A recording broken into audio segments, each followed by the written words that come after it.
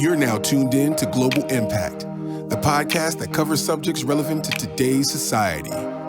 Whether it's local or international, your host will be sure to bring it to you right here.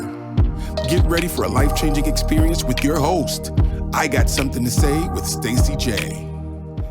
Hello and welcome to Global Impact with Stacey J. I am your host and I have something to say.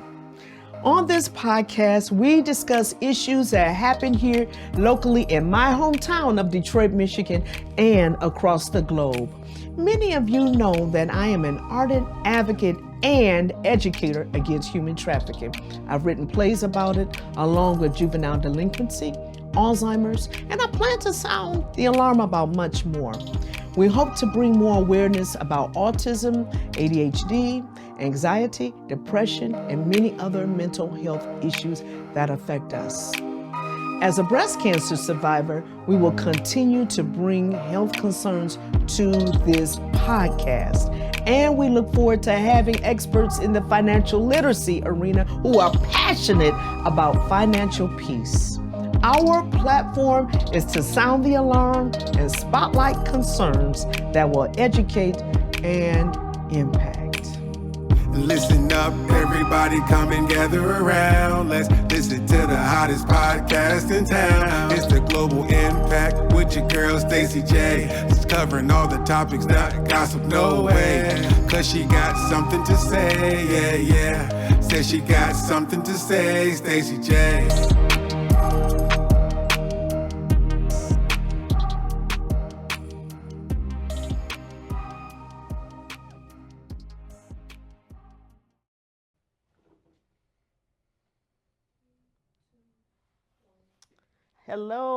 Hello. Good afternoon. And thank you for tuning in to Global Impact with Stacey J. Thank you. I am so excited to have this wonderful lady here sitting next to me. We are launching. This is our first episode, so we are launching for the first in what better episode to launch is community empowerment. Yes. Community empowerment. And you know, this started because my niece, we're at the Collective. So I want, with this beautiful space, we are at the Collective. And if you want to know where is the Collective, if you remember where the old Mammoth used to be, we're located at Greenfield and Grand River. Mm-hmm. And so we're on the second floor. We're directly next door to Foreman Mills. So when you park in the lot, if you ever come here, and we're going to tell you why you need to come, and you're going to understand why you want to come at the end of this podcast. So I'm so excited. Oh, I got to say too, happy Valentine's Day. Happy Valentine's Day to everyone out here. I have some fun facts about Valentine's Day, and so will share that throughout the podcast as well. So, yeah, I was talking to my niece, and she's very, very passionate about, and we're going to meet her later on too, Shauna. And so she's very, very passionate about the Collective. Mm-hmm. And every time I talk to her, she's telling me about the Collective. So I said, you know, I want to come over and interview you and your team.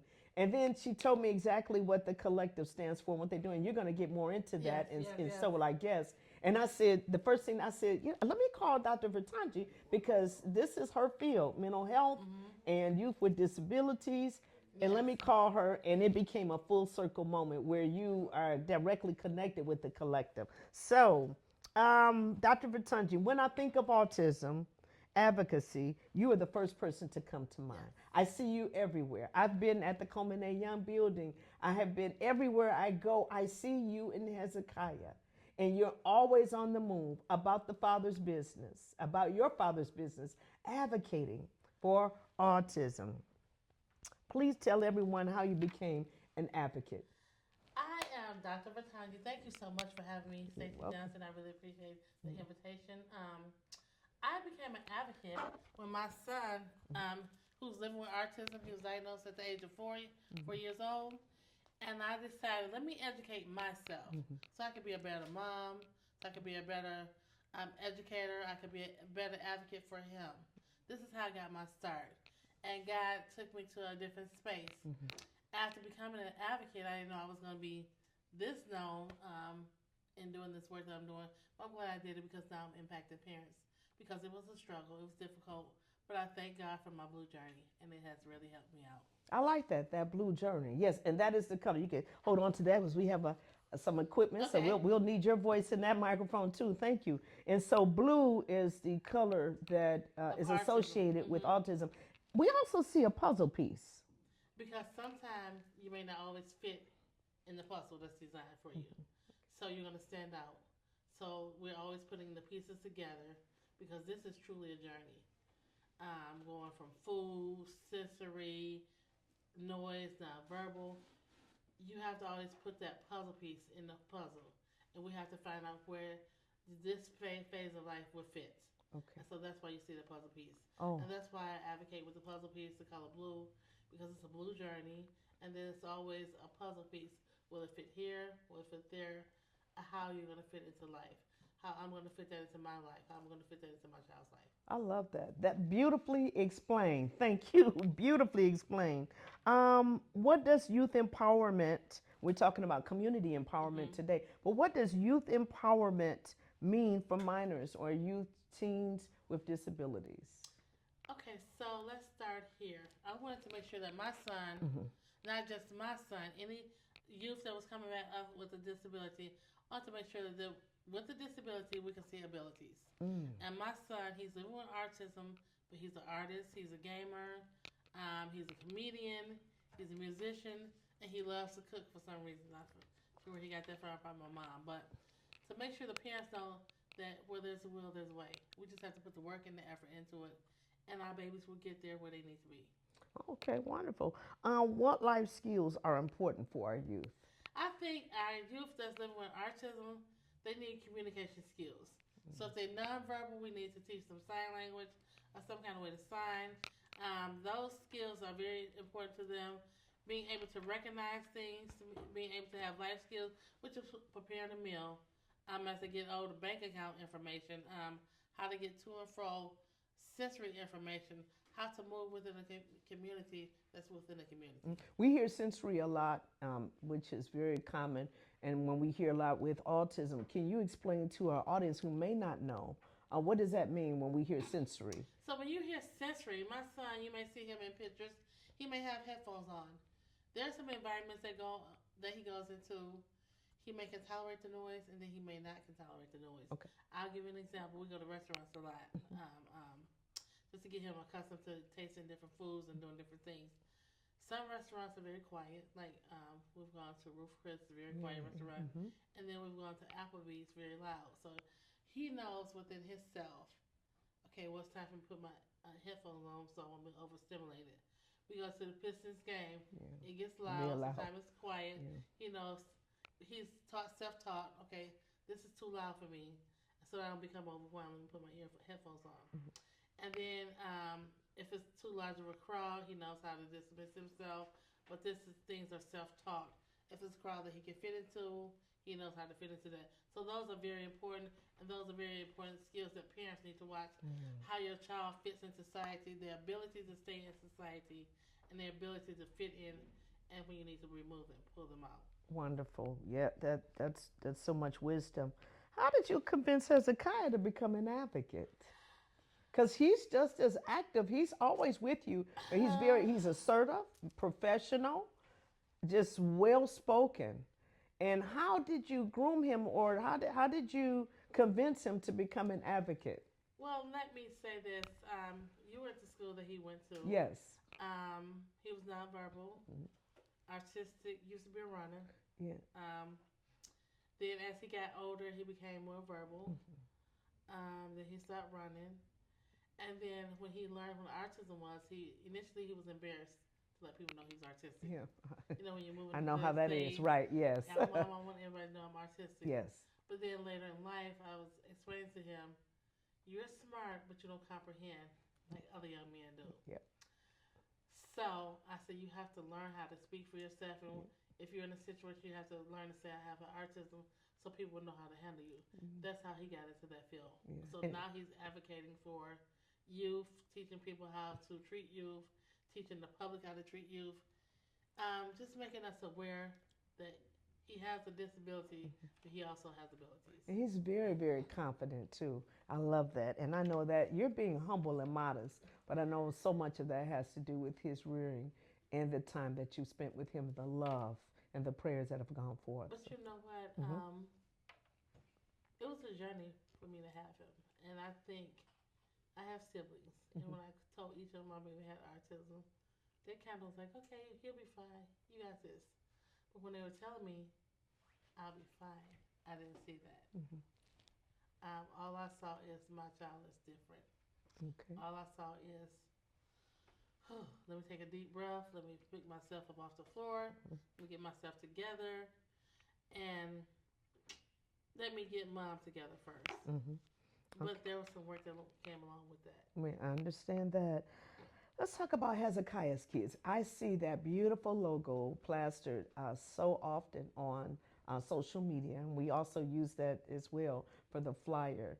What is Hezekiah Kids? And well, that's a two-part question, so I'll let you explain. And then I want to know also is how can people become more involved, because there are people who have a child who has a child that is newly diagnosed with autism, and people need a tribe. It is so important that people understand that you do not have to be out here as a lone ranger. There are support groups. There is a tribe for you. I believe Hezekiah Kids is a tribe for parents. Yes. It's a support group. Could you explain that and how people can become more involved?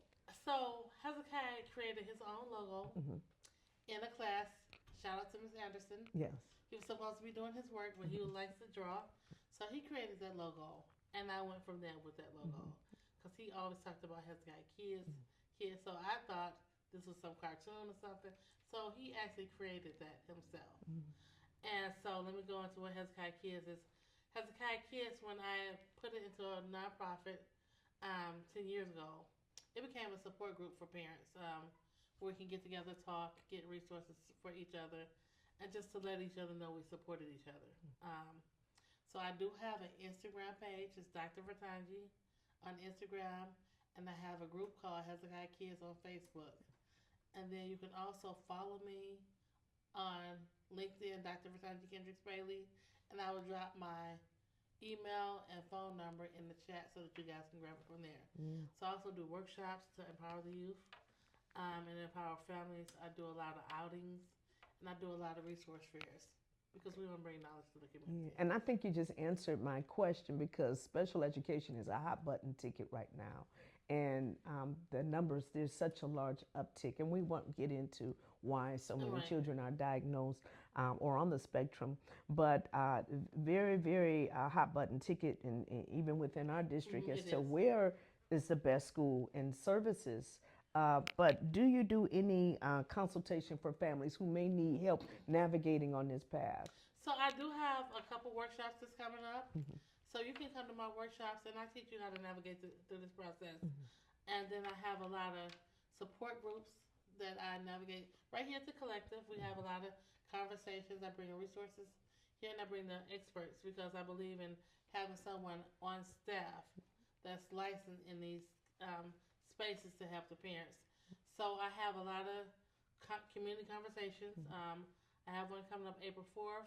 The Hezekiah will be facilitating, but I also will be doing a parent workshop where you can come in and get things that you need and just empower each other. I want to call you Dr. Stacy so bad. I'll accept it. I will accept it. Right. Because we need to know, because I was a lost mom. Even though I was educated, known in the community, autism was very new to me. Yes.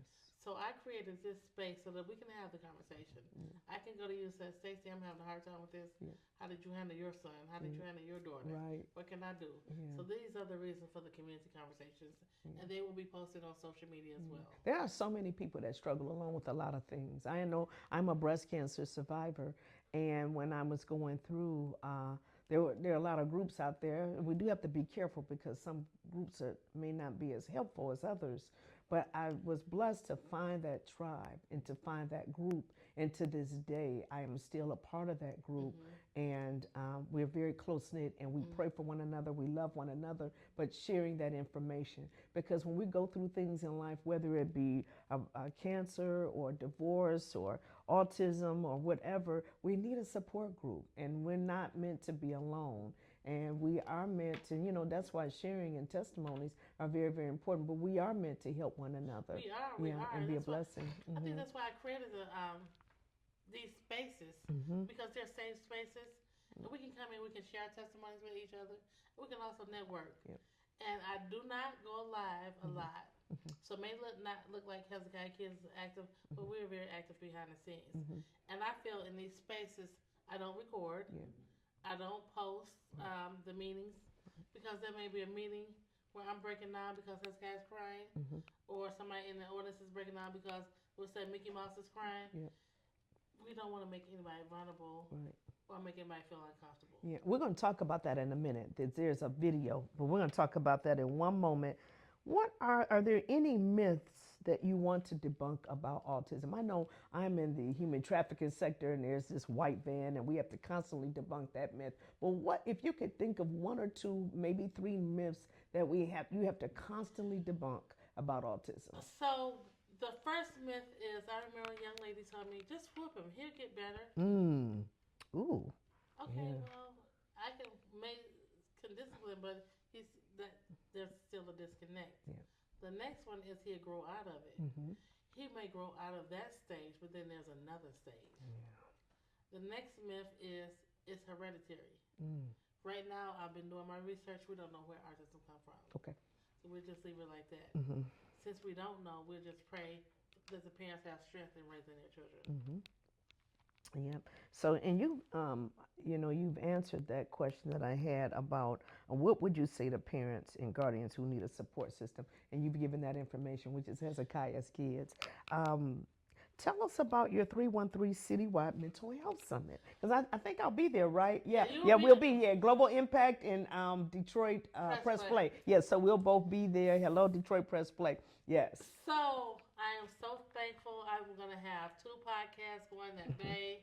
We want the media to come out, and just like Dr. Stacy said, I call her doctor because she has helped me out so much. Just being an autism mom herself, she's gone through things. Yeah, Asperger's. So yeah, we are raising a wonderful child with Asperger's. Yes. So the 313 Mental Health Awareness Citywide Forum is, I want to educate the community. Because as you look at something, and I was very strategic, I prayed about the 2 podcasts that I want to be a part of it. I prayed about the panelists. I prayed about the moderators. Because mental health, I take this very serious. I'm a mom that has gone through a lot. We won't get into it today, but I'm an autism mom. And there are people that's going through things, just because you don't see it, doesn't mean it's not there. So I want the city to be able to embrace each other. One of the moderators, Andre Thornhill, he'll be there. He lost his son. Okay. So he's dealing with that. That's something mentally on his family. I have a trauma recovery coach that's going to be on the panel. Wonderful. Because sometimes we have trauma that needs to be addressed. I have 2 psychiatrists that's going to be on the panel. Because sometimes we need to get help. So when you leave my 313 Citywide Mental Health Forum, you're going to leave with resources. You're going to leave with people that can actually help you out. So I want to empower the community, because mental health is very, very key right now with our youth. And we may not know what people are going through. My MC, her mother committed suicide. Wow. So that's something, she looks normal. My other moderator, April Chambers, or Worthy Chambers. Yeah, she's amazing. She's a facilitator. She's taking care of a sibling with special needs. And tell us what April does often, the fashion shows. Yes. April does the fashion shows where the kids can come in and model, and she treats those like they're expert models, so they're entirely differently, but she boosts their self-esteem, she gives that to the community, so that we can see these kids have gifts and talents. Yes. And then Andre Thornhill, he's going to be speaking with the parents to let them know you never know what's going on in a parent's mind. So we're going to be doing a lot of great things in the community. I can't We will wait. have Global Impact. Stacey they're, J. And Detroit Press Play. Yes, I'm But we're excited. going to have these podcasts here, and we're going to be doing more things with them because we really need to get the community aware on We mental do. health, autism, Yes. and just to educate and empower our families because Right. we never know what somebody's going through. Correct. And mental health is a global issue. It is. Autism is a global issue. Yes.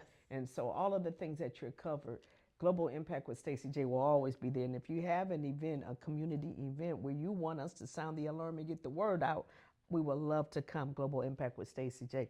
So before we close, I saw a video that you posted on Facebook about a young man attacking his mother. And it wasn't a very violent. You can tell it was somewhat of a docile. And she had, I forgot what she had in her hand, a frying pan or something. He was having a meltdown. This has been shared. Unfortunately, people have made fun, which I don't think it's appropriate. But it went viral. We do know it went viral. Tell us, because when you share things, it is for learning and for education. And I know you are an educator and you're in that field. So I know your heart, and I know that it was to shed light on autism and meltdowns and what it's like to be in the parents' shoes. Can you expound on that? So let me say this first, and we talk about the mental health issues. You never know what the parents are going through when they're dropping their kids off. So I share that as an educational moment. That mom right there was struggling at that moment. She was calling for help from her child. I take this very serious. I take this very to heart. Not everyone has a support system. So I was sharing that because we have to give people grace. We have to give people grace.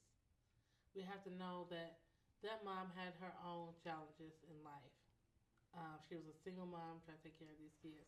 So I share this because sometimes when you're dealing with kids that have autism, Asperger's, any other disability, they may stem, they may get emotional, they may become violent.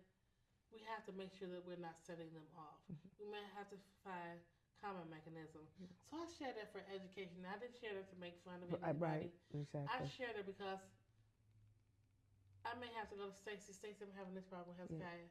How did you handle your son? Yes. So we have to look at it as the educated moment. Yes. Her other son was able to get him calm. Yes. But then we have to think about it. Yes. That baby also, he was a normal child. Yes. So he's not getting able to fulfill his purpose. And let me tell you why I say that.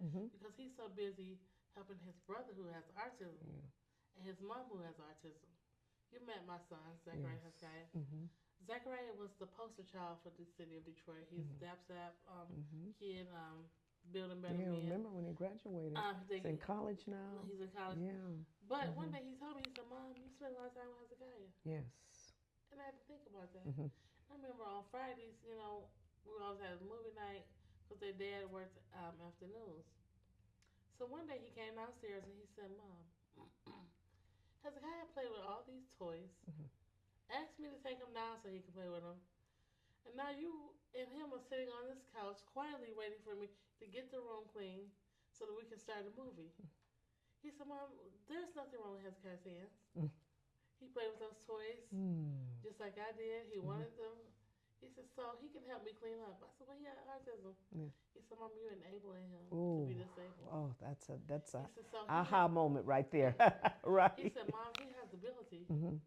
The mouth of babes. I said, he has autism. He said, but Mama, when you was in the kitchen cooking, he was asking, Zach, I want to play with that.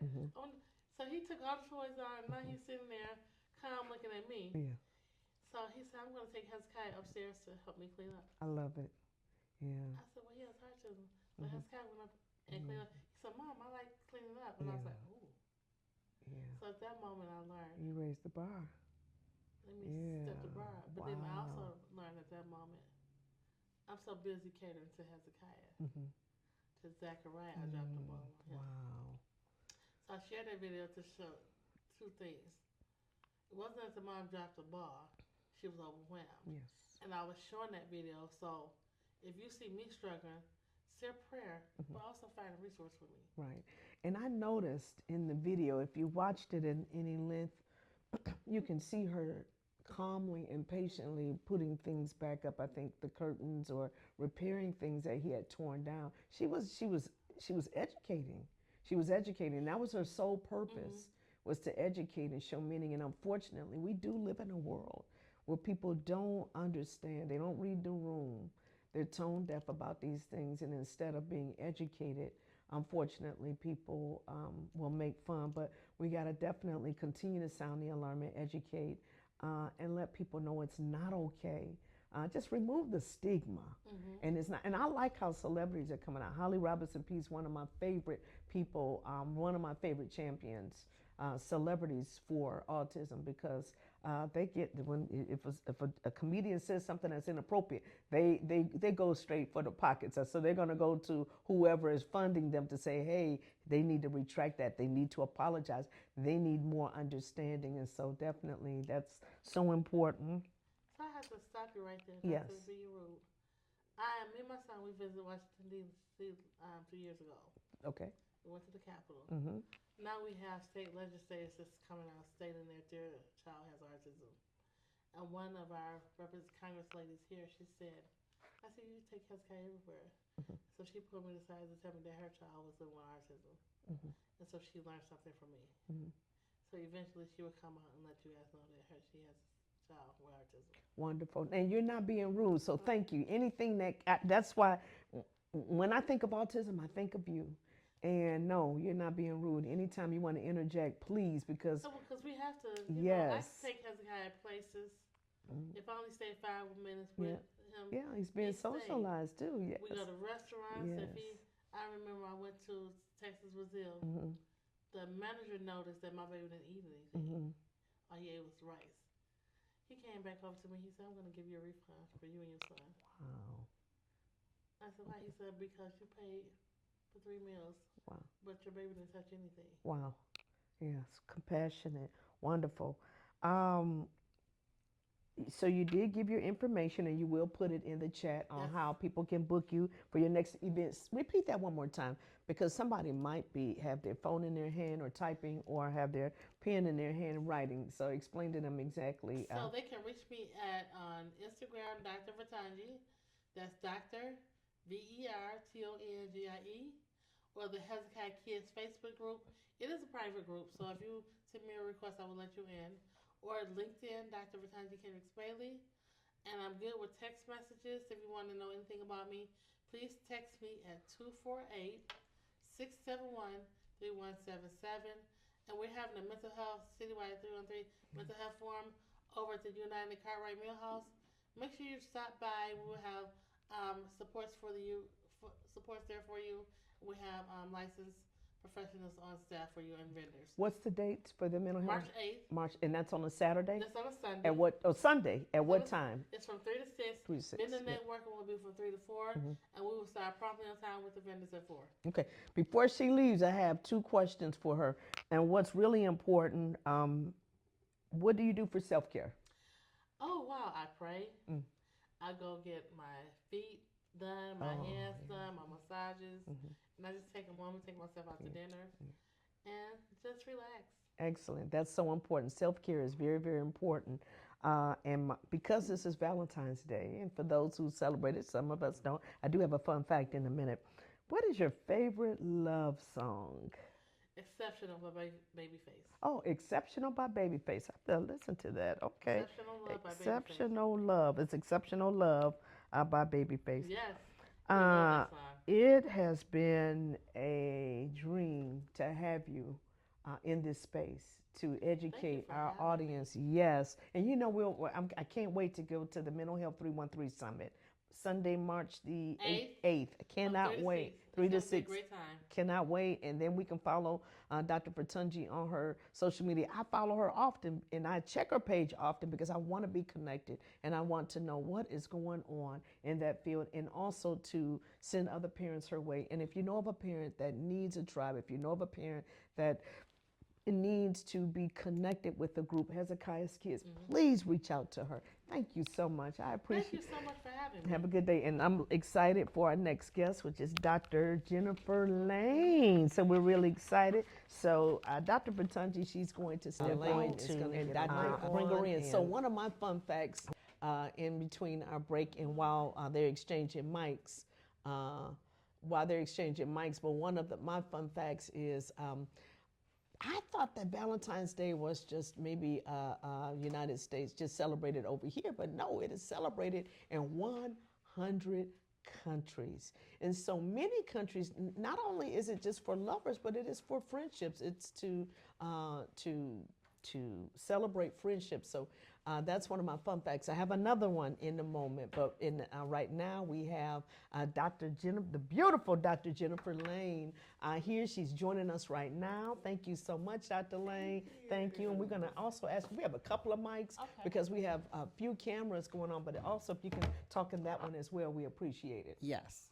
Yeah, so I went to your website, Dream Tech, and it's spelled D. And for people out here, we kind of break some things down so people know it's Dream, as in DREAM, Tech, TEK. Correct. And I just got so excited when I went to your website because of what you do, and it's in line with community empowerment.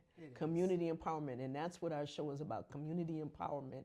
And one of the producers here, he said, "What is your goal?" I said, "To educate and for global impact, because people need to know about these types of organizations, and they are all over the globe. And we just happen to have one here in my city. I live in Detroit. I'm a Detroiter. We happen to have one here in Detroit. I was so excited to read your mission. But did I read this correct, that you help provide teams for youth with disabilities?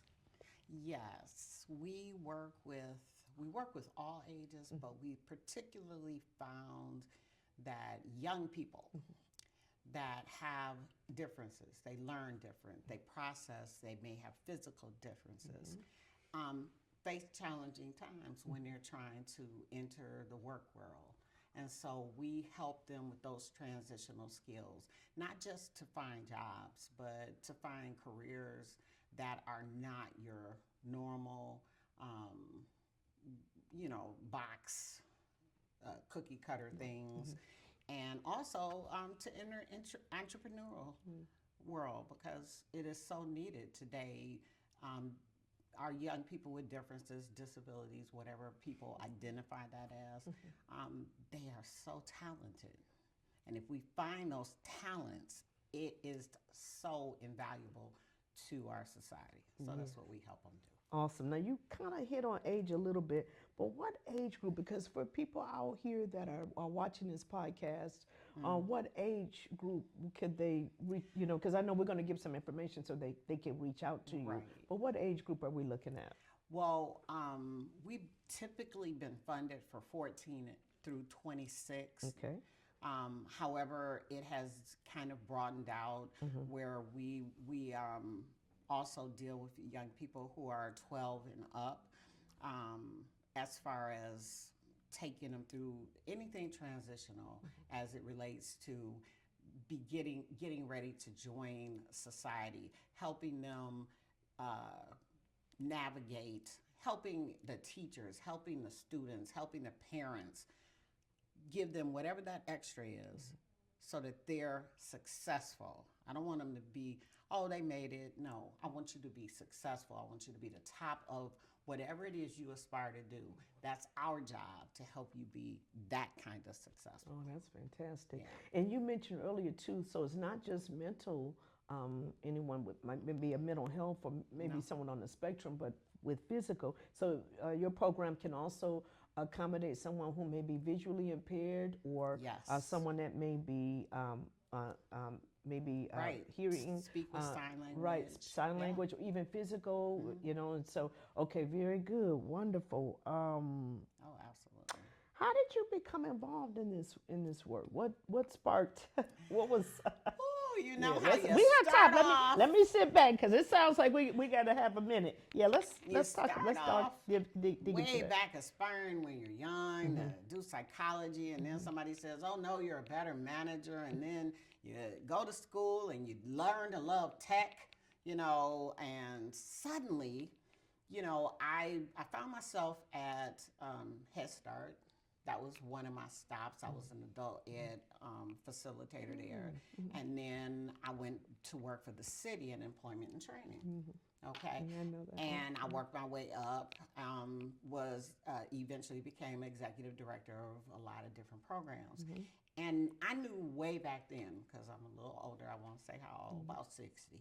But I knew way back then that we needed to prepare all of our young people a lot better than they had been being prepared. And then I had a colleague that was already off into, she worked with special needs, and we partnered up for some time until she actually passed, rest her soul. But what I found is it is so exciting. It's exciting to help anybody move to their next level. Yes. But when you see the sparkle in a young person's eye, when you tell them that, hey, this summer you're gonna have a summer job, and they're like, which park? You know, because cleaning up. And all. No, baby, no, that's not what we're doing this summer. We heard you wanted to be a barber. We're gonna let you work in a shop with barbers. Wow. You know, we heard you. Some kids, their parents are like, he's not gonna take a job. All he does is play his game. Well, how about we give him a job where he works, where he builds games, you know, or how about we give him, you know, an opportunity to work and bake. And how about we give them an opportunity to do robotics, do 3D things? You know, we're thinking outside of the box for our children who they're put in a box aside. Yes. Oh, well, you know, we were going to let them do that. No, we're not going to let you do anything. We're going to storm in here. We're going to take this space. Yes. We've got small business owners and large alike that give them the opportunity. And that kind of thing, after it's almost like something. It's like a glass of wine. You start drinking the Kool-Aid, and you're like, these young people are amazing. Yes. And so you get hooked. Yes. And I mean, it's very hard to walk away from a young person who, when you see that light in their eyes, and they're so good at what they're lit up about. They have, God has given them a special gifting. Right. Yes. And if God has given the gift to me to be able to help them, then I would be remiss in not doing that. So, yeah, over the years, I've found that it gives great pleasure, and not just to help them. When I introduce them to an employer or to a community organization, and the employer is like, oh my goodness, we got to work. Did you see? They were so, this is the best I've ever, you know, it's something, it makes you feel good. Yes. So I get to make Very rewarding. everyone in the circle Yes. feel good. And the parent is like, oh, thank God. Yes. The whole family, very, very, very rewarding. Yes. Because I'm blown away when you begin to explain some of those, the jobs. And again, it's not cleaning up in a park or you know, nothing wrong. You know, we're not discounting because that. all jobs have right, cleaning, exactly. But something that's not where it. they can be utilized and learn a great skill set. Literacy counseling, I did see that. Can you explain to us what is literacy counseling? So literacy counseling, people would think, it's to see, you know, what grade level they're at, what competence. No. Literacy counseling, the way we do it, is kind of an assessment. A lot of times, you know, we've been told, well, this young person, because they're nonverbal, or this young person, because they tend to be more assertive and need more structure, more quiet, their math is too low for them to do robotics. Their math is too this. And so what we do is we judge their literacy. We find out what they enjoy. And then we work from there to judge just how competent they can be. Because a lot of abstract things tend to take away from a young person's ability. They don't see abstracts. If I ask you, how what an acre is, you might be able to quote how big an acre is, but if I told you to walk it, if you've never walked it, you just can't. And a lot of young people who are already facing challenges, that's where they run into. But if I tell them to develop they want to make this figurine on a 3D. And what we have to do is we have to see how tall it is and short it is. Suddenly, they can do this. That's math. Yes. That's geometry. Yes. That's everything that you said they weren't literate at. Yes. But I took time. We took time. So a lot of our focus is we take the math out of the math and we just give them something they want to do. Yeah. It's awesome, Dr. Lane. Yes. Awesome. So I know you offer summer jobs, but what type of training or internships do they get during the school year? Okay, so Or is there anything available during there the school is year? Dream Tech, now called Dream Tech or Dream Tech Youth Inc. We service approximately 400 young people a year. Nice group. Okay, Yes. we service in Detroit, down Western Wayne, Macomb. We service. We probably have people that have touched about 30 or 40 schools where we go in and we do 1 hour classes with young people, and we do job exploration. We do job readiness because they have to be prepared for the summer job. While we're going to introduce you to something you may enjoy, you've got to be ready for that situation. So how are you ready? They don't do resumes anymore, y'all. We didn't got old. They have portfolios. Right. You know, they have to have their web pages right, and they have to have this. It's a different world. And so what we do is we prepare them for the world that they're going into. And so that's job readiness. Then we do post-secondary because, let's be honest, when you leave school, you've got to go somewhere else. So we're in the classrooms with the young people, and we're helping young people understand how to transition. Now, it doesn't take away. I tell people all the time, I have a twin. And when we went to school, I was the brilliant one. He was the one at his grades. My mother just cried when he graduated. And I said, but I graduated a year early. She was like, yeah, I'm just glad he did. But now he is extremely successful in life. You know, that can't be the determining factor, that grade that you may have left high school with. But a lot of our young people, especially if they learn differently, that's it for them. And so if that's it for them, what do we do? We're releasing you into society. What are we releasing you to? So what we do is we find opportunities for them to get higher education, but not necessarily a traditional college. They might take EMT training. We might put them in as a dialysis tech. We might send them and let them work in computers, building, and robotics, and all kinds of things. We found companies and training opportunities that said we're going to give you hands-on and see how you do. I love that. Okay. I love this. So those are the things we introduce them to in school while they're in school. So by the time they get to summer, they kind of know, wow, I think I really like this whole idea of sewing. I think I can sew. I think I can repurpose furniture. I'd like to try those. So we then we either have the employers or we identify employers and say, hey, here's what we do. Here's our young people. Let me explain my child's needs, because these are our babies. My child. When I say my child, I mean ours. Yes. All right. And so that's how we get to the summer job.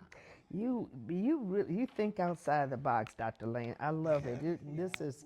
I'm hoping that we can get you back on again. So my question, I also saw where you help people with housing insecurities. Transitional youth, seasoned and migrant workers, and formerly incarcerated people who are re-entering back into society. Very, very important. I love your work. This is being, I believe, the hands and feet of Jesus Christ, and so this is beautiful work that you do. You know, this podcast is definitely big on that. Can you explain that just a little bit? I know for the sake of time we have a couple of more people, but Yeah. just can you briefly explain this? So really quickly, when we began Dream Tech, we began it working with returning citizens, and then we were introduced to foster services. Oh, wonderful. And so what I found is there is no different in the need. It's just different in the delivery. And I tire of people who want to say, well, this is a different group. No, it's the same group. They got barriers to overcome, and our job is to help them overcome them. With some of the laws that have passed, we should easily be able to get past a lot of the employment things. And what we can't get past, we have to show them we have to help them get the skills so they can become entrepreneurs, so they can become self-sufficient, and that those dollars can be documented so that they are also contributing. We're not trying to hide the money, we're just trying to get it done. So we are referred a lot of young and older people who are returning citizens, who seasonal work is everybody. I don't know if you know that now. Yeah, pretty much. They're not going to this work economy, you long. Right. Yeah, it's a little different, right. Yeah. So you have to kind of look at it that way. We also work multilingually. And so you've got communities that get shut out of a lot of things or locked into a lot of things because of the languages that are their first language. So all of those things are things that require additional support. And we have lots of people on board, lots of people that structure with us. Dr. Missy, who is I don't know if you met her yet, and Dr. Vitanji, we work very closely together. So we have a lot of support that help us navigate, not just for the young people, but their parents, their family members, and those people in the community that have been referred to us that are returning citizens. And we kind of plug them into where we can best help them, but we don't leave them. We're here to work This is with them. amazing. I would love to maybe at a later date come and interview some of the participants in the program, because people need to know what you're doing, and we need to I'm not saying that they don't, but we just want to just constantly get that out there that So if they this is amazing to me. if they want to come to something on March the 19th here in this facility, the Grand Collective, River in Grand River, Greenfield, 15400 on the second floor, there's going to be a huge fair where we invite 20, 30 schools. There'll be about 300, 400 young people coming. Wow. Pistons are going to be giving giveaways. We normally have Ryan Hilliard from Channel 4 Weather, and they come, and we have supportive people, and we do hands-on with the young people. So the building is full of those people who are serving them, those people who work with them, and it's going to be an exciting time. It gives everybody an opportunity to kind of meet, greet, and see what comes next. Oh, I can't wait. What's the name of that day? That is our post-secondary hands-on fair. Okay, wow. And what day is that on? And that is on a Thursday. On a Thursday. And it's from 10 to 2. Okay, and you have the date? That is on the 19th of March. Oh, March 19th. Yes. How can interested viewers, how can they contact you? How can they? So they can reach out to info@dreamtechyouth.com. Okay, and that Dream Tech is Dream, DREAM, Tech, TEK.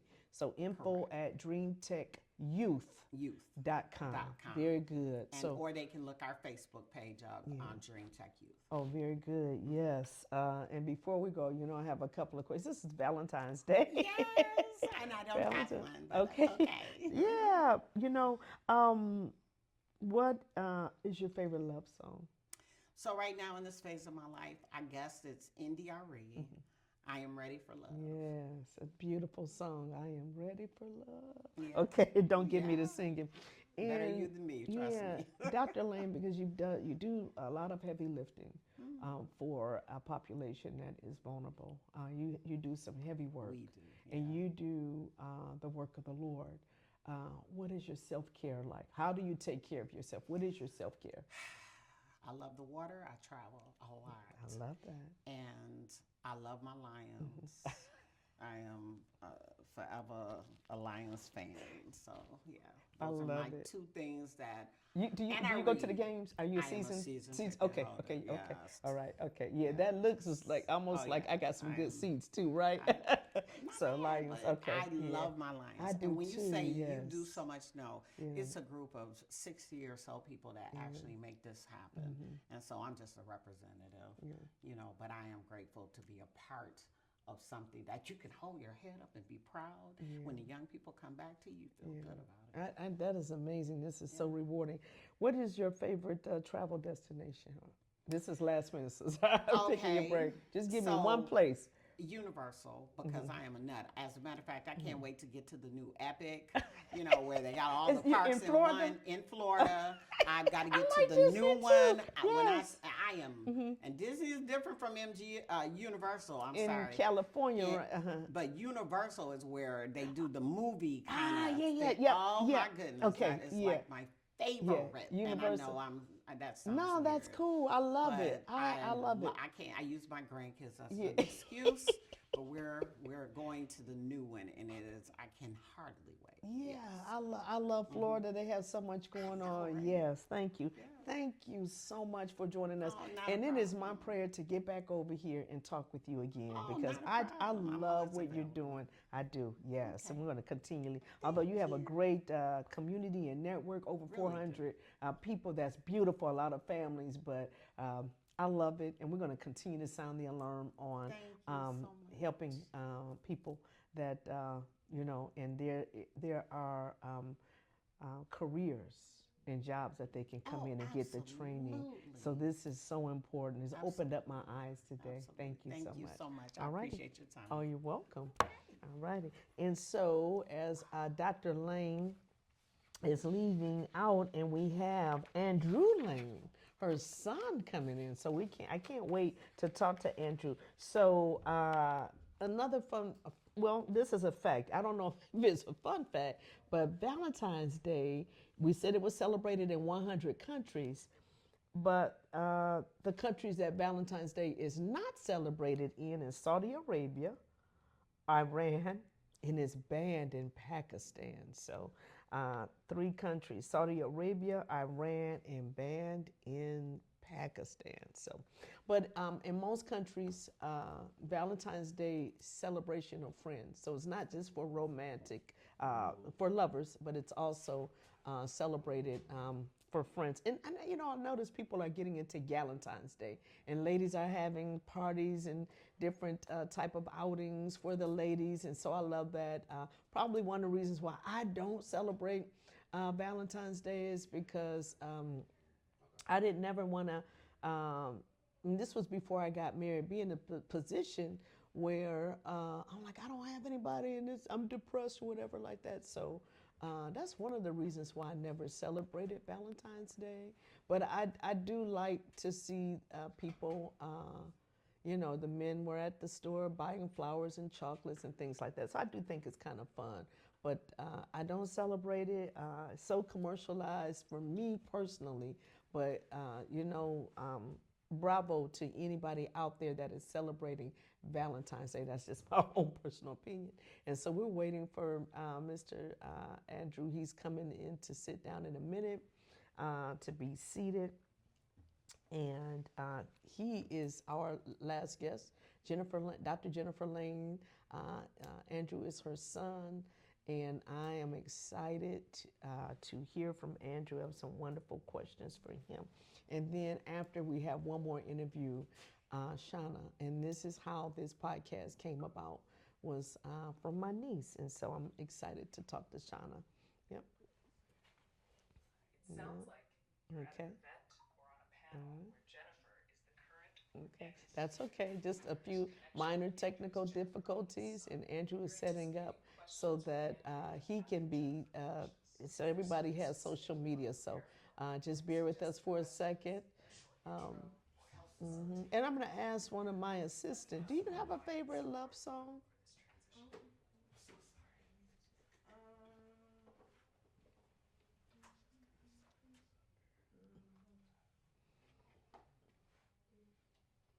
Okay. And she's looking up her favorite love song. That's my daughter, is my assistant. She is my right hand. I don't know what I would do. Did you find it? Okay. A couple of favorites by Cassette Machine. It was, what's the name of it? A couple of favorites by Cassette Machine. Yes, I love that. Yes, it's beautiful. And I don't know what I would do without my daughter. So she's my assistant and she's learning some things. And we have an amazing producer here. It's Josh. Josh is amazing. Definitely. And Josh has someone assisting him as well. And so if you saw the amount of lighting and cameras in this room, you would be, this is amazing. So really professional. Andrew, so good to sit here and talk with you. I see you have your Lions hat on. Oh, yeah. And Always. I see you have your brand, which I'm glad, the Collective. Do you go to the games with your mom? Absolutely. Absolutely. We Lions fans here. Okay, I like Bring it. up no other team. Yeah. We might have some problems. Okay. Yeah, you know, I can't say I was salty, but I am a true Lions fan. I am. And then, you know, when we didn't make it to the playoffs, I went on to root for my husband. It's Still a Nation. So I did root for Still a Nation. Only after, don't kick me out the building yet. Only after the Lions didn't. And then, when the Steelers lost, then I rooted for my dad's favorite team. He was a Chicago Bears man. He said, I'm a Chicago Bears man. And so when the Bears didn't make it, then I was like, you know what, in Super Bowl, other than Bad Bunny, Super Bowl just wasn't, you know. But those are my three teams in order. But Lions is my number one. I will say, growing up, it was kind of good to see the Super Bowl with the Patriots. It just took me back because when I was younger, that's what you saw. Yep. You saw the Patriots in the Super Bowl. Do you remember the Patriots and the Bears? Yes. Oh, you remember that one? Yes. That's when the refrigerator, the fridge was paying. The fridge. So I'm yes. telling my age. Yeah. Yeah, Okay. okay. Yep. The fridge. Yes. Yes.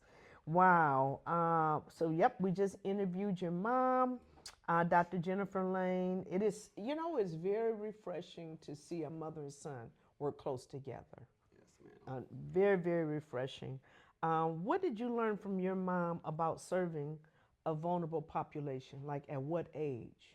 Did you start observing, learning, paying attention? And then I want to know when was your heart touched to get into the same line of work? So, you know, my mom was the type of mother that took us wherever she went. So she was working, we were with her. Albeit running up all day printer paper and all of that, but we were there. So, you know, we were behind the scenes on a lot of the things she did. My earliest memory is her working with the adult population, helping them to gain GEDs. It's right on the east side at the Matrix Center. It was a late night thing. So she picked us up from school, take us to get some McDonald's, and then we went over to the Matrix Center. In their basement, they had an adult education room, and she gave us 3 computers. Me and my 2 sisters gave us 3 computers that we could use, and that was our own little world. And back then, we were just like, oh, mom's working, you know. And there were, you know, times like that, you know. From then, I was about 8, 9 years old. Wow, very young. From then all the way up into my adulthood, she always kept us right there while she was doing the work. And I didn't realize how intentional it was until I got older, because I like to say that I am my own man. So I had the family business to get into. I always had that option, but I went into the corporate world. I was like, I'm gonna go climb this ladder. I'm gonna put this suit on, wear this tie, you know, and I did that. I did that for a while, and I realized that, you know, building business for other people is just not as rewarding as it is building it for your own family. So my mom actually pulled me to the side and she said, you could do the same thing for me, and you'd be helping our family and helping our community. And I was like, okay, I'll try it. And I tried it, and I loved it. I met a young man, Nicholas Baker. I met him, and he changed my view on everything. Nicholas was an autistic youth. He's a grown man now, but he is a very good game developer. He's graduated Lawrence Tech now, so shout out to him. Yes, he is. And it changed my perspective on a lot of things to know that, with a bit of guidance and love, because it takes love, and you have to actually care about what you're doing, that you can motivate someone, and not just Nicholas, all of the people I work with, to do more than what they thought they were capable of. Wonderful. How did the collective come about? So fast forward, I was doing some project management for Dream Tech, my mother's company, and I was looking for sites for our summer internship program. I was a part of a cohort, Detroit Equity Action Lab, and I want to say young man, but he's not a young man. Baba Blair Anderson walks into one of our cohorts, and he's like, yeah, we have these 3D printers and all of these things. And he was talking, and in front of all of us, we're there talking about equity in Detroit. So after the lab, he was still there, and I grabbed him. I said, hey, I want to come look at this stuff. I have some youth that would be interested in that.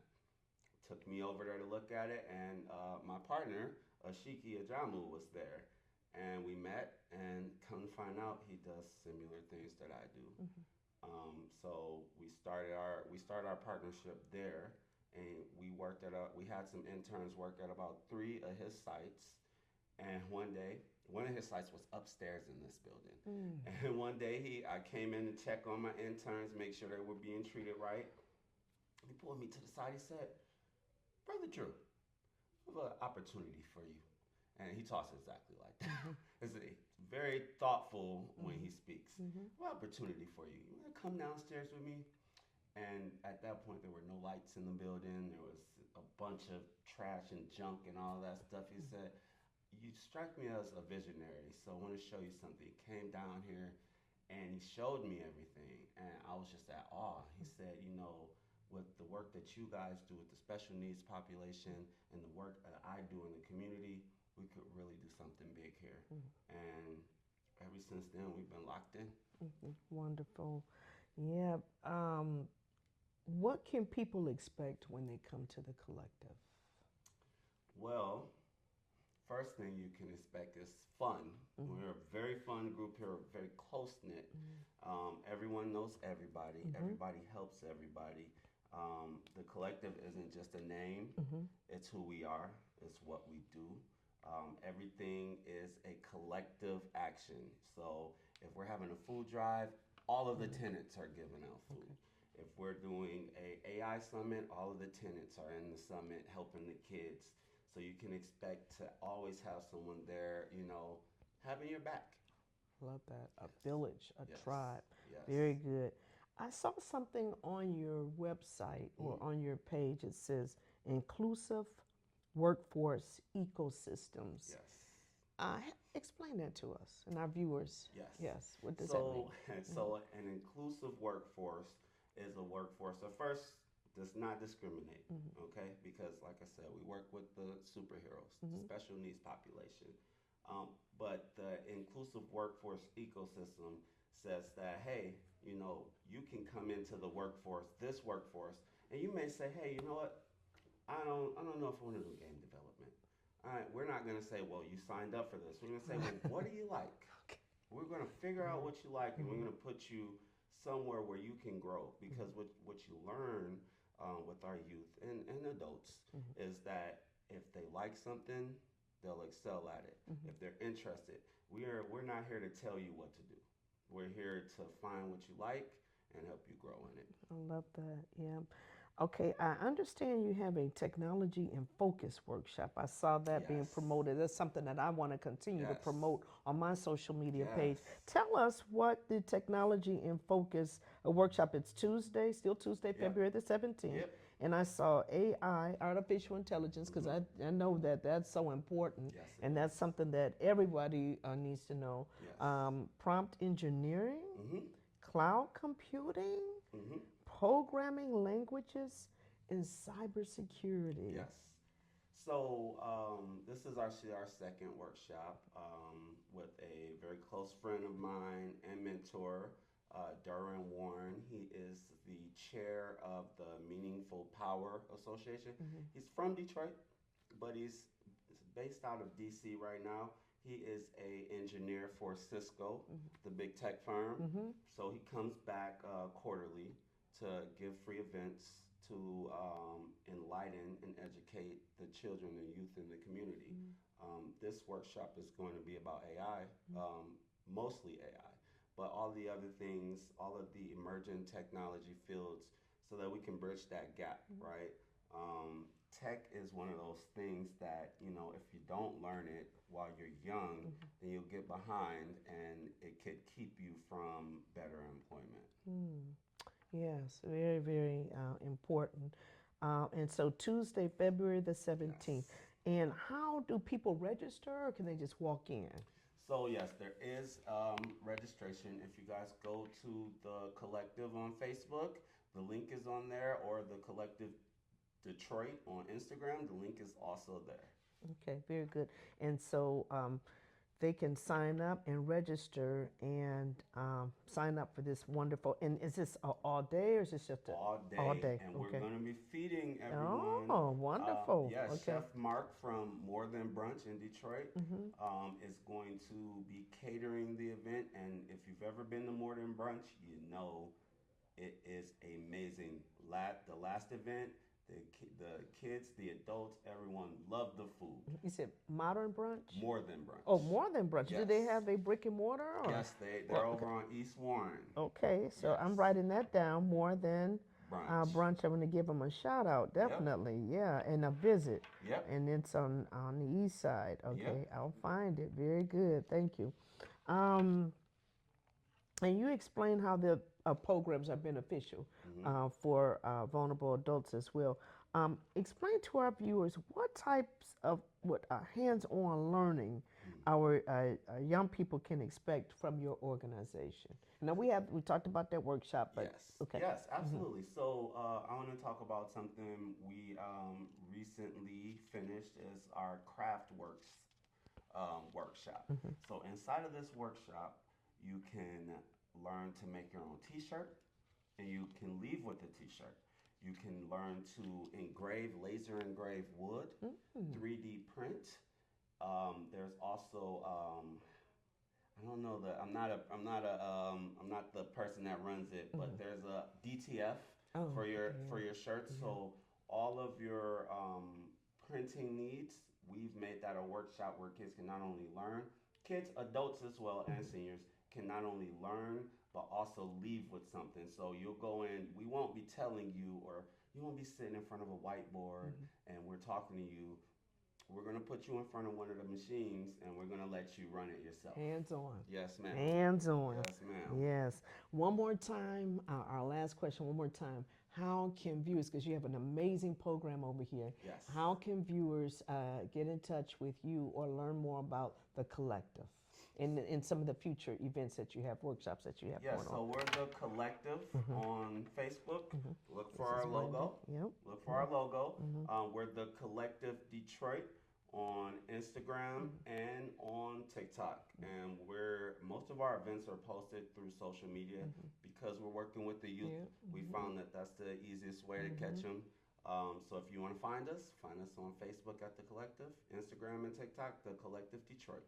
And I can't let you go without asking this question. I have two questions. Okay. Number one is, what is your self-care? Because you do a lot. You pour into Yes. people quite a bit. Yes. So how do you get what is your self-care routine? So, yeah, I do. I'm 16-hour days.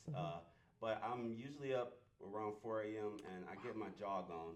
Okay. Yeah, I have to have a run in the morning, and then when I get home, I have a personal steam room that I get in for about an hour to decompress so that I can actually sleep. so I can get back up and run and then come back here. That's amazing. You Yes. hear that he jogs, he's a runner, and that's great for stress relief. Yes. And also the steam room, and I didn't think about that because now they have portable steam Yeah, rooms. yep. You can buy that very affordable. Yes, But this is maybe a good way to help us with blood pressures and Yeah, it other kind of is, things it that we're is. going through. So a personal steam room where you can decompress and get back up and be rejuvenated the yes, next day. So a yes. lot of great benefits. Yes, So ma'am. we thank you, and of course I can't let you go. It's Valentine's Day. What is your favorite love song? Put them on the spot. I would have to say Two Occasions by Deal. Oh, that's an old school. You went Oh, old school yeah. with us, Oh, yeah. okay? That's Yeah. that's where the greatest music was made. It was 80s and 90s. Yes, Yes, I yes. totally agree. True love songs. Yes. Now, Andrew, I know this is not going to be the last day that I see you, and I know I will see you again. And definitely, we would love for how Global Impact with Stacey J can be of service to the collective. I love what you're doing. This is my jam right here. I love what you're doing. We want to be at your events, hopefully podcasting.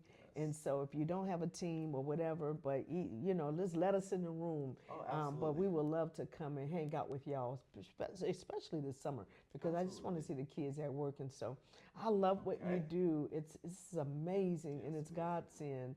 And so thank you again for Thank you coming so on. We much. appreciate you. We appreciate Yes, you. and so we have one more guest coming in, and this young lady is how all of this happened. She was a person that spurred everything. So this is how it happened. And her name is Shauna Shannon. So we're looking forward to her coming in, and Shauna is going to speak with us briefly about veteran services. So Valentine's Day, we have plans. Even though we don't celebrate it, we're going to be joining, my husband and I will be joining another couple. I've been married for 30 years. But we're going to join some other couples today for Valentine's Day. So we're really excited. And although, oh, yep, that's not a problem. Yep. And so, not a problem. Yep. And so, yeah, so we're going to celebrate with some people that do celebrate Valentine's Day, some couples and couples ministries. So we're waiting for our next. Josh, do you and your friend, do you all have a favorite love song? Or what do you do? Do you all celebrate Valentine's Day? One of my favorite love songs is I'm so sick of love songs. Okay. All right. Okay. With the Neo song? Okay. Okay. Honestly, you put me on the spot. Mhm. I can't think of one right now, but yes, we do celebrate. We just went to a Valentine's haunt last night, and it was really fun. Okay. Wonderful. Yeah, I know some people get into dressing up with the red and black, and I'm so just out of sorts, but it's okay. So yeah. Yeah, so I think I'm going to wear red and black today. I don't want to be the oddball, so I will wear it for dinner. My favorite, I'm asking everybody what their favorite song is. My favorite love song is Adore by Prince. So that is my favorite love song, romantic song. That's on my playlist. And yeah, I like Anniversary too by Tony. So that's a real popular one. So I just remembered one of my favorites, Like a Tattoo by Sade. That's one of my favorites. what's the name of it? Like a Tattoo. Like a Tattoo. And you know what? I love Sade. I love Sade, Like a Tattoo. Gotta look that up. One of the best. She is. And I always tell people, and I guess it's coming, we're going to ask you to pick up that microphone because we got a couple of mics that we're going to be speaking in. That one on your lapel and this one as well. So we appreciate you coming. And so Sade is one of my favorite artists. And I always tell people, if she went on a tour, even if she didn't come to the States, if she was in Europe, even a 24-hour trip to Australia, I'm on the first thing smoking. I have never seen her in concert, so I can't wait to, I hope she goes on tour. We're not recording yet, are we? Yes, we are recording and we are live. And so you're fine. How are you today? If you can pick up that mic, we would appreciate that. Yes. So, Shauna, you are the reason why this came about. Because every time I talk to you, you're very, very passionate about the collective. You're passionate about the work that you do. And I know this past summer, you know, when I talk to you, you're always excited about the babies and them getting their jobs. And so you're the reason why I had to come over here and do this podcast. And I got to making some calls and realize how small the world is. So I just want to say thank you. It's my beautiful niece, Shauna Shannon. And I call you Butterfly, but for the sake of being professional, I'm going to stick with Shauna for the podcast. So, Shauna, tell us what branch, because you're going to talk about veteran services, but I know that you're very passionate about veteran services. But tell us, what branch of the military did you serve in?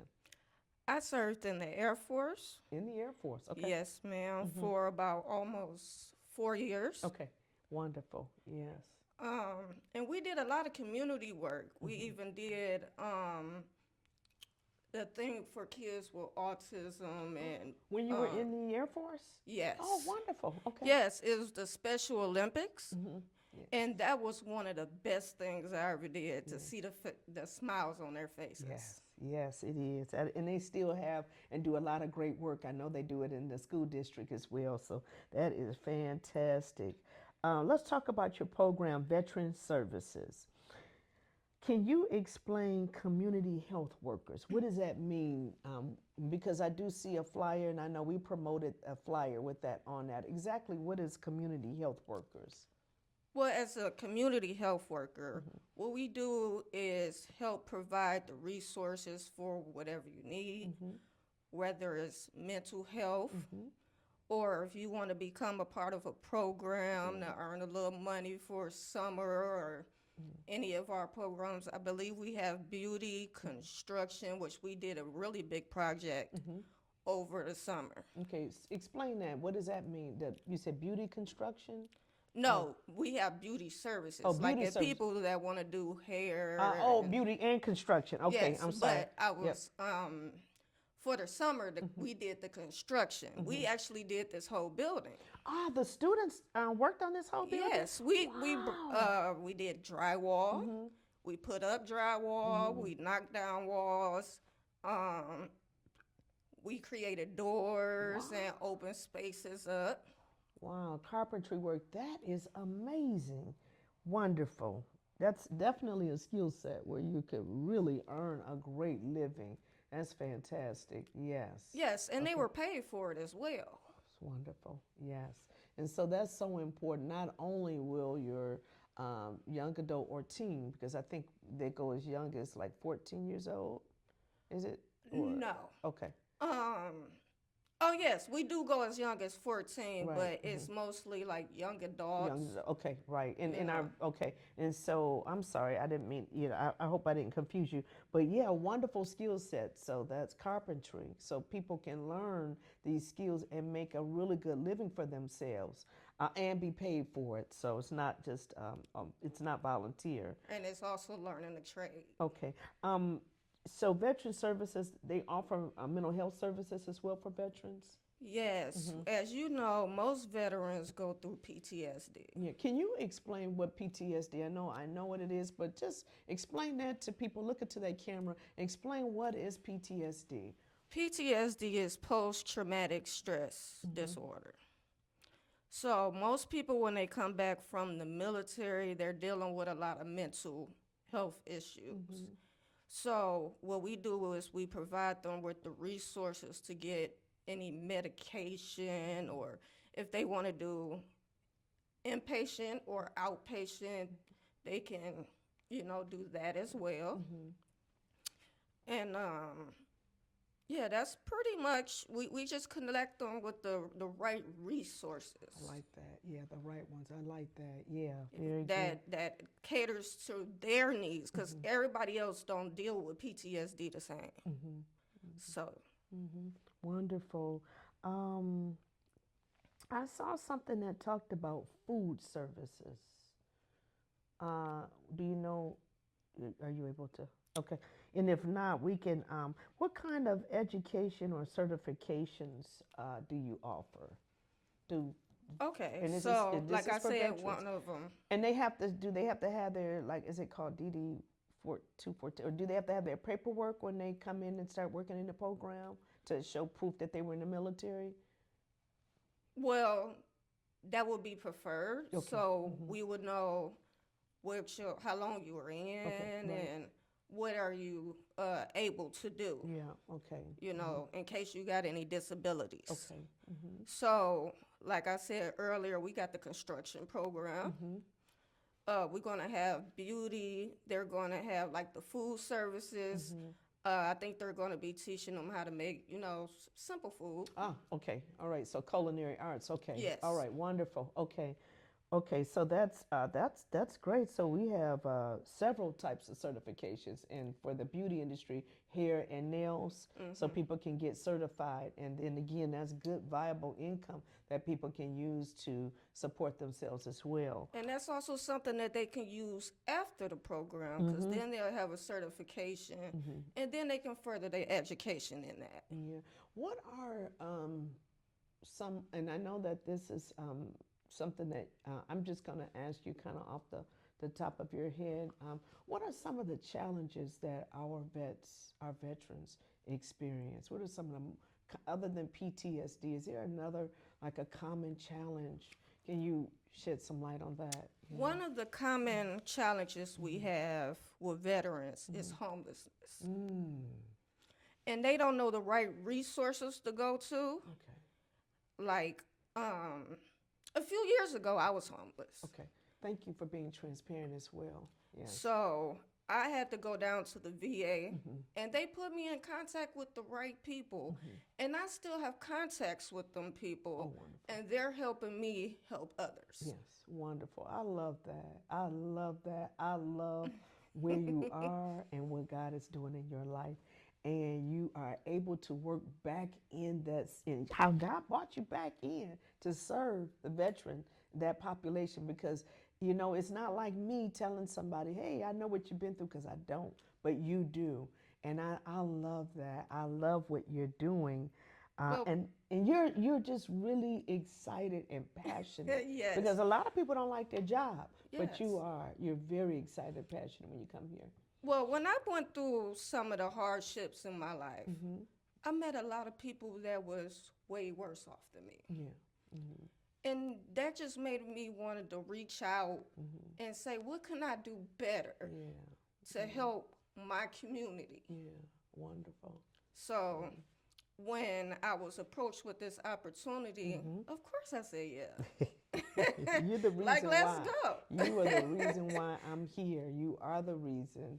Like, let's go. Yeah, Let's get this yes, started, because I know a lot of people, it's a lot of homeless people that's out there holding signs and don't know that they got the resources. Yeah, they don't have to struggle. Exactly. And that the collective has this program here, a Yes. veteran services program. And I do notice, I saw on your flyer that you posted housing vouchers. Yes. Yes, could you Okay. explain that a little bit? Yes. Yes, I can. I can go a little bit of depth in that, because I have also used that program before. Yes. So, what you would do is go to the VA housing center, and you would sign up. Especially if you're homeless, they would try to get you in there like that. Oh, okay. You know, go in there, sign up, tell them, you know, your problems or what you're looking for, and they would definitely help you. Because it only took me, like 2 months to get my voucher? Wow. Okay, and the voucher, is that like, if it's okay to explain, is that like a down payment for? No. What is that exactly? My first time getting a voucher, I didn't have to put anything down. I just had to sign up with my person. Okay. And actually, for the first year, my rent was free. And that really helps people to Yeah, save. to save. Yes. Yes, so you can really get. To get your feet on the ground. Yes, Yes. ma'am. Oh my! I did not. I'm thinking maybe a month or two, but I did not know it would be for a year. This is incredible. Yes, it And if is. you know of anybody that needs help, they are a veteran and they need help with housing services, because as my beautiful niece Shauna mentioned, that this is one of the struggles that a lot of our veterans are struggling with, is homelessness. But if you housing insecurity, I like to say.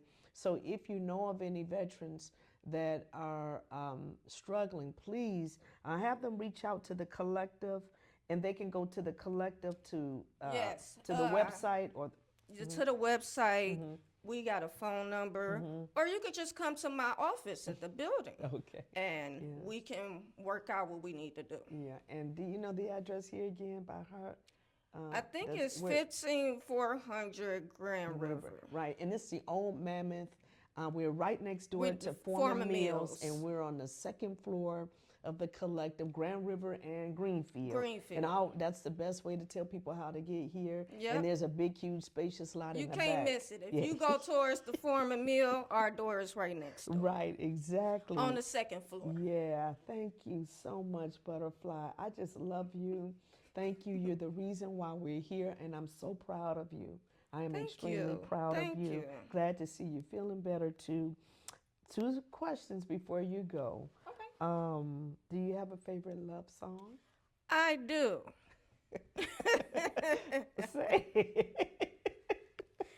Hold up, what is his name? It's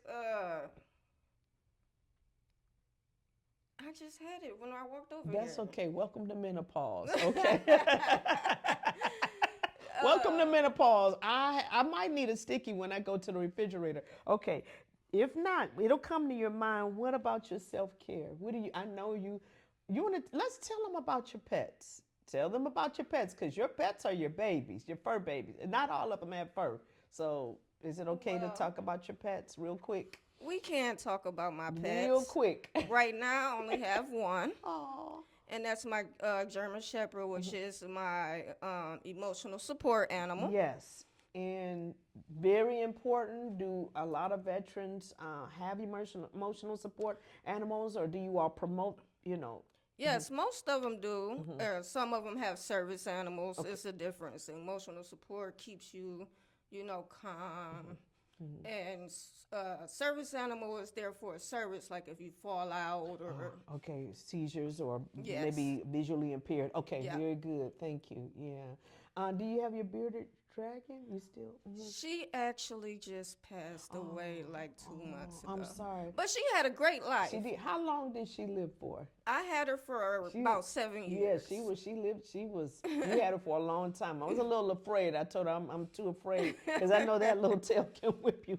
But yes, thank you so much. Did you think about that love song? Did you? Do you know that song? That's okay. No, That's okay. no, It's going we to come just back. gonna And leave- so we what just she'll gonna do leave is it she'll alone. probably text me later. Hey, guys, man, I want to thank you guys for tuning in. Global Impact with Stacey J. And before we go off, I want to tell people like our Facebook page, Global Impact with Stacey J, and go to our YouTube page. This interview will be on that YouTube page in about another day or two. We want to thank. We're so grateful for our engineer, Josh. We're so grateful for him and his assistant and my assistant, Ms. Autumn. So we're so grateful for the people behind the scenes that are making this thing work. Follow us. We have another interview. I have an interview coming up very, very soon, but that won't air for a few days. But we have a powerful man on that will be I will be interviewing, and he's going to talk about his reentry back into society. I love these stories. So if you have a story that you want to share with us, very meaningful story or testimony that you want to share with us, and that is something that would that normally would occur globally, please give us reach out to us. You can reach out to me on my Facebook page or through my YouTube page. Thank you very, very much, and thank you so much for tuning in. Thank you again. I'm so glad you came in. Thank